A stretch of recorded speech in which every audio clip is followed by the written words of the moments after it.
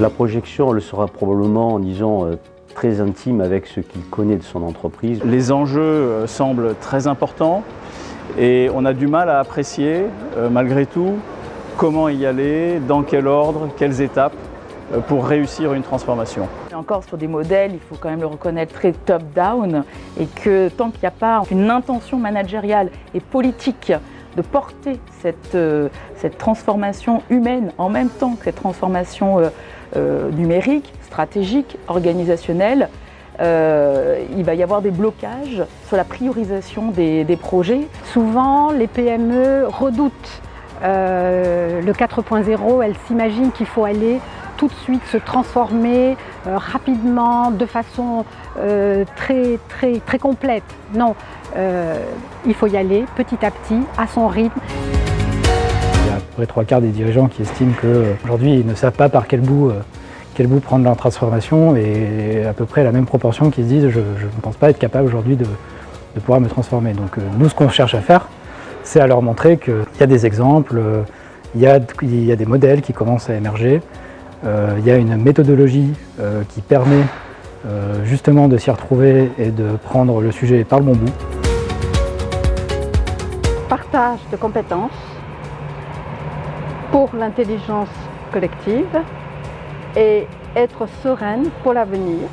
Je me sens grandie par tout ce qu'on apprend, par tout ce qu'on voit, et rassurée aussi.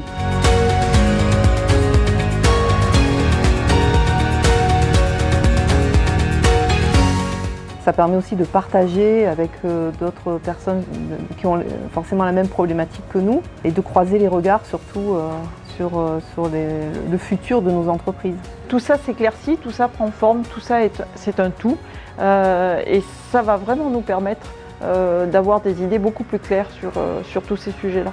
Alors porte blindée connectée, on y travaille, on n'y est pas encore, on est déjà sur la serrure électronique, biométrique, etc., qui s'ouvre avec le téléphone, etc.